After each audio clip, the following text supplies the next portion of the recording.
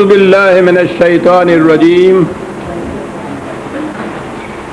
بسم اللہ الرحمن الرحیم۔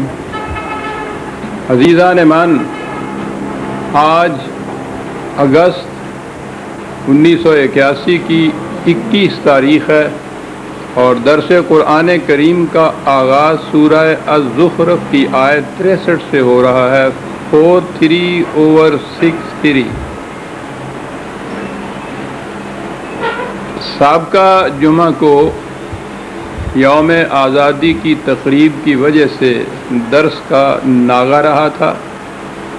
تجدید یادداشت کے لیے عرض کر دوں کہ اس میں آخری آیت یہ تھی جس میں حضرت عیسیٰ علیہ السلام کو علم للساعات کہا گیا تھا، اور میں نے یہ بتایا تھا کہ ساعت کا ترجمہ قیامت کر کے پھر یہ عقیدہ وضع کیا گیا کہ حضرت عیسیٰ علیہ السلام قرب قیامت کو آسمان سے نازل ہوں گے، اور پھر آگے وہ سارا قصہ امام مہدی آئیں گے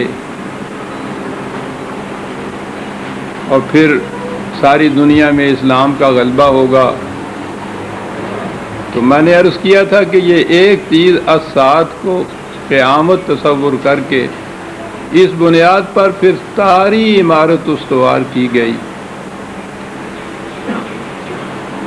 قرآن کریم میں الساعت متعدد مقامات پر آیا ہے۔ یہ ایک یک آنے والے انقلاب کے لیے یہ لفظ استعمال ہوتا ہے، اور قرآن میں تو یہ اس انقلاب عظیم کے لیے لفظ آیا ہے جو نبی اکرم صلی اللہ علیہ وسلم کے ہاتھوں رونما ہوا تھا۔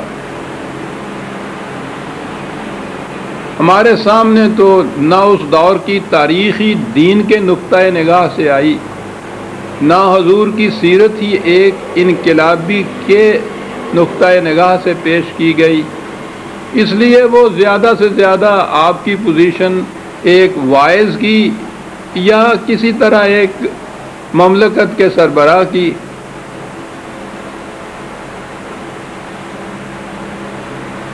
اور دین کی پوزیشن ایک مذہب کی جس میں پرستش، ورشپ، پوجا پاٹ، رسوم، شعائر، بس یہیں تک ہے سب کچھ آپ کے ہاں جو سامنے آتا ہے۔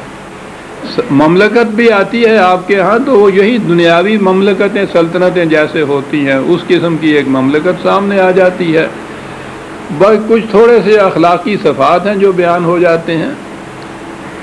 حضور کی صحیح پوزیشن اور اس انقلاب کا صحیح تصور سامنے آئے تو نظر آ جائے کہ دنیا کی تاریخ میں اتنا عظیم انقلاب کہیں اور نہیں آیا تھا۔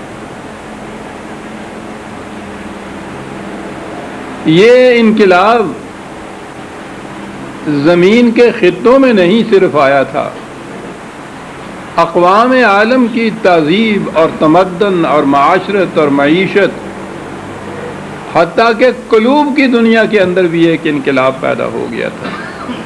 عظیم انقلاب تھا یہ جو آیا گیا، اور ہسٹری کا ایک نیا دور شروع ہوا ہے حضور کی بعثت کے بعد۔ تاریخ کا ایک نیا دور ہے جو شروع ہوا ہے، اور وہ دور چلا آ رہا ہے اب تک۔ تو یہ جو انقلاب عظیم تھا یہ تھا الساعت، قرآن کریم نے جسے کہا ہوا ہے۔ اور میں نے عرض کیا تھا کہ خود انجیل میں جیسی کچھ بھی وہ آج ہے، خود حضرت عیسیٰ علیہ السلام کے یہ بیانات پیشین گوئیاں موجود ہیں کہ ایک آنے والا آئے گا، اور جس انقلاب کی میں تمہیں خبر دے رہا ہوں اس کے ہاتھوں وہ متشکل ہوگا، وہ قیامت خیز انقلاب ایک ہوگا۔ یہ چیزیں آج کی انجیل میں بھی موجود ہیں۔ یہ الگ بات ہے کہ انہوں نے بھی اسے، وہ تو نبی اکرم صلی اللہ علیہ وسلم کی طرف اسے منسوب کر ہی نہیں سکتے تھے عیسائی، انہوں نے بھی یہ کہا کہ یہ آنے والا دور انقلاب، حضرت عیسیٰ علیہ السلام جب دوبارہ آسمان سے نازل ہوں گے تو ان کے ہاتھوں پہ یہ انقلاب آئے گا۔ بہرحال یہ الساعت وہ انقلاب عظیم تھا جو نبی اکرم صلی اللہ علیہ وسلم کے ہاتھوں سے آنا تھا، اور جس کی پیشین گوئیاں پہلے پیغمبروں کے ہاں وحی کے ذریعے سے موجود تھیں کہ قرآن کریم کی روح سے یہ سلسلہ وحی خدا کی طرف سے دیا ہوا دین شروع سے آخر تک اصولی طور پر ایک ہی چلا آ رہا تھا۔ اسی سلسلے میں یہ کہا اب آگے کہ وَلَمَّا جَاءَ عِیسَىٰ بِالْبَيِّنَاتِ قَالَ قَدْ جِئْتُكُمْ بِالْحِکْمَةِ وَلِأُبَيِّنَ لَكُمْ بَعْدَ الَّذِي تَخْتَلِفُونَ فِيهِ فَاتَّقُوا اللَّهَ وَأَطِیعُونِ۔ حضرت عیسیٰ علیہ السلام جب آئے تو انہوں نے آ کے قوم سے کہا، اب یہاں لفظ ہے حکمت، کہ میں تمہارے پاس حکمت لے کے آیا ہوں۔ اب حکمت کا ہمارے ہاں بھی عام طور پہ تصور، اگر وہ حکیم بمانے طبیب نہ لیا جائے، اب تو حکیم طبیب کو ہی کہتے ہیں، بلکہ یہ طبیب اپنے ساتھ طبیب کا لفظ نہیں لگاتے، یہ ہر طبیب حکیم ہی کہلاتا ہے۔ اس سے ذرا آگے چلتے ہیں تو پھر حکمت فلسفی کے معنوں میں لفظ استعمال ہوتا ہے۔ اس جہت سے قرآن کی یہ آیتیں جہاں حکمت آیا ہے، انگریزی میں بھی ترجمہ اس کا وزڈم ہی کیا گیا ہے۔ اب یہ تصور کیجئے کہ رسول کے متعلق، خدا کے انبیاء کے متعلق یہ اگر ہو، وہ کہیں کہ میں وزڈم لے کے آیا ہوں، فلسفی لے کے آیا ہوں، تو وہ تو خالص ایک ذہنی اور دماغی چیز ہے۔ فلاسفر تو خدا کی طرف سے کوئی علم نہیں پاتے، فلسفی کے تو خود معنی ہوتے ہیں وزڈم کے ساتھ تعلق۔ تو حکمت کا ترجمہ اگر وزڈم کیا جائے یا اپنے ہاں بھی حکمت کے معنی دانائی یا عقل مندی لیا جائے تو اس سے تو فلاسفر مقصود ہوں گے، خدا کی وحی تو نہیں آئے گی۔ آپ نے دیکھا کہ اصطلاحات یا اس قسم کے مخصوص الفاظ کے غلط تراجم سے کتنے غلط تصورات ذہن کے اندر آتے ہیں، اور وہ دین اور نبوت کی حید کو ہی بدل کے رکھ دیتے ہیں۔ وزڈم تو ہر فلاسفر، ہر عقل مند کو حاصل ہوتی ہے، اور اس کی ذاتی ہوتی ہے، فکری ہوتی ہے، ذہنی دماغی ہوتی ہے۔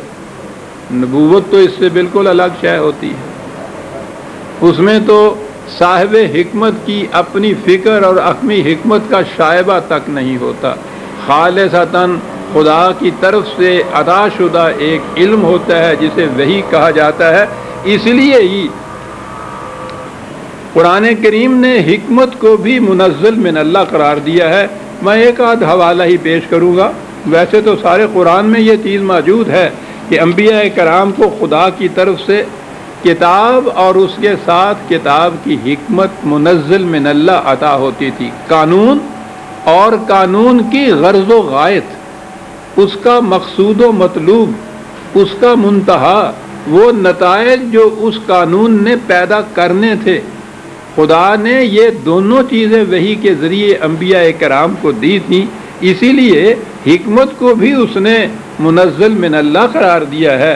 ایک ریفرنس لے لیجئے 17/39، ذالک مما اوحی الیک ربک من الحکمت، یہ وہ حکمت ہے جسے خدا نے اپنی طرف سے اے رسول تجھ پر نازل کیا ہے۔ جسے تو حکمت تو منزل من اللہ ہوئی، یہ ایک فلاسفر کی وزڈم نہیں ہے، یہ فکری چیز نہیں،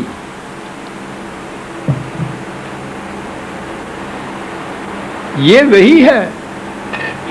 تو جب ہم حکمت کا لفظ نبی یا نبی کی کتاب کے متعلق استعمال کریں گے تو یہ حکمت اس حکمت سے بالکل الگ، مختص، منفرد ہوگی جسے ہم ایک فلاسفر یا عام داناؤں کے سلسلے میں بیان کریں گے۔